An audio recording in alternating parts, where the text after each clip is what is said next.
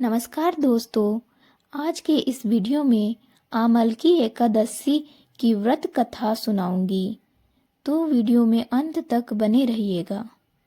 आमलकी एकादशी व्रत फागुन मास की शुक्ल पक्ष की एकादशी तिथि को होता है। इस बार आमलकी एकादशी व्रत 9 मार्च को है। इस दिन आंवले के पेड़ के नीचे भगवान विष्णु की पूजा की जाती है। दिन भर व्रत रखा जाता है और आमलकी एकादशी व्रत की कथा सुनी जाती है। कथा सुनना जरूरी होता है, तभी उस व्रत का पूरा फल प्राप्त होता है। आमलकी व्रत करने से सभी पापों का नाश होता है और मोक्ष की प्राप्ति होती है। तो आइए सुनते हैं आमलकी एकादशी की व्रत कथा। एक बार की बात है, एक वैदिक नाम का एक नगर था। उस नगर में ब्राह्मण, वैश्य, क्षत्रिय, शूद्र चारों ही आनंद पूर्वक रहते थे। नगर में सदैव वेद ध्वनि गूंजा करती थी। उस नगर में पापी, दुराचारी, नास्तिक कोई नहीं था।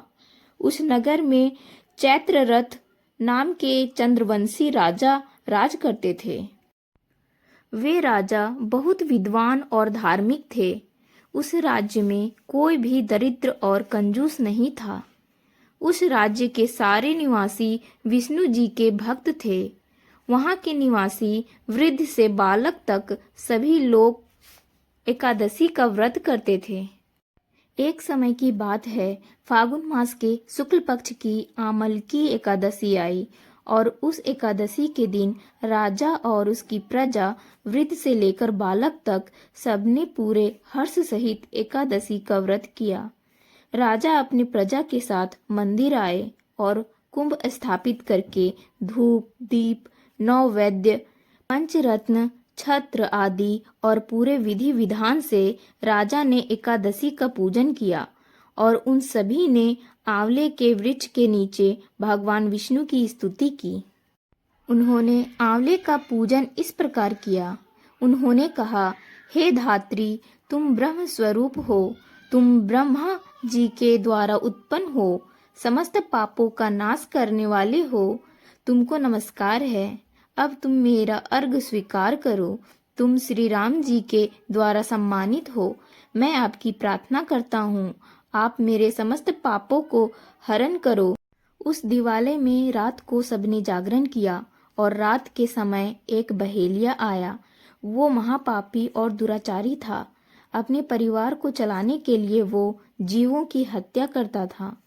उस दिन वो बहेलिया भूख प्यास से व्याकुल था, इसलिए कुछ भोजन की इच्छा में वो मंदिर के एक कोने में बैठ गया। मंदिर में भगवान विष्णु की कथा और एकादशी महत्तम सुनने लगा। इस प्रकार उस बहेलिये ने अपनी पूरी रात अन्य लोगों के साथ जागरण में व्यतीत कर दी और प्रातःकाल होते ही सभी लोग अपने घर आ गए और वो बहेलिया भी अपने घर चला गया और उसने भोजन की। कुछ समय बीतने के बाद उस बहेलिये की मृत्यु हो गई और आमलकी एकादशी व्रत और जागरण के प्रभाव से उसने एक राजा के यहाँ जन्म लिया। उसका नाम बसुरत रखा गया।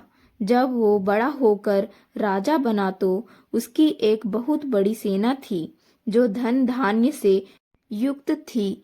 उसमें सूर्य के समान तेज था, क्रांति चंद्रमा के समान थी, वीरता विष्णु भगवान के समान और समा में वो पृथ्वी के समान था। वो बहुत ही धार्मिक और सत्यवादी कर्मवीर विष्णु भक्त था। वो अपनी प्रजा में सम्मान भाव रखता और वो बहुत दानवीर भी था। एक दिन वो राजा शिकार खेलने गया और देवयोग से वो रास्ता भूल गया और दिशा का ज्ञान ना होने के कारण उसी वन में एक वृक्ष के नीचे जाकर सो गया। उसी समय पहाड़ी से डाकू आए और राजा को अकेला देखकर मारो मारो बोलते हुए उस राजा पर टूट पड़े। डाकू कहने लगे, इस राजा में हमारे माता पिता को, सभी संबंधियों को मारा है, इसलिए इस राजा को देश से निकाल दिया गया है। इसलिए हमें इसे मार देना चाहिए। और ऐसा कहते हुए राजा पर अस्त्र शस्त्र प्रहार करने लगे। उनके अस्त्र शस्त्र राजा के शरीर पर गिरते ही नष्ट हो जाते और राजा को पुष्पों के समान प्रतीत होते। उन डाकुओं के सभी अस्त्रों का उन पर उल्टा प्रहार होने लगा, जिससे वो सभी मूर्छित हो गए। और उसी समय राजा के शरीर से एक दिव्य देवी प्रकट हुई। वो देवी बहुत ही सुंदर थी और सुंदर वस्त्रों और आभूषणों से अलंकृत थी, और उन देवी के आंखों से लाल लाल अग्नि निकल रही थी। और फिर वो देवी उन डाकुओं को मारने दौड़ी और उन्होंने समस्त डाकुओं को मार दिया। जब राजा जगा और उन डाकुओं को मरा हुआ देखा, वो सोचने लगा, इन शत्रुओं को किसने मारा है? इस वन में कौन मेरा हितैषी रहता है? राजा को ऐसा विचार आया। तभी आकाशवाणी हुई, हे राजन, इस संसार में विष्णु भगवान के अतिरिक्त तेरी कौन रक्षा कर सकता है? इस आकाशवाणी को सुनकर राजा अपने नगर वापस आ गया और सुखपूर्वक राज करने लगा। तो दोस्तों, आपको ये वीडियो अच्छी लगी हो तो लाइक, शेयर और सब्सक्राइब जरूर कर दें। आगे ऐसी ही वीडियो लाया करूँगी। धन्यवाद।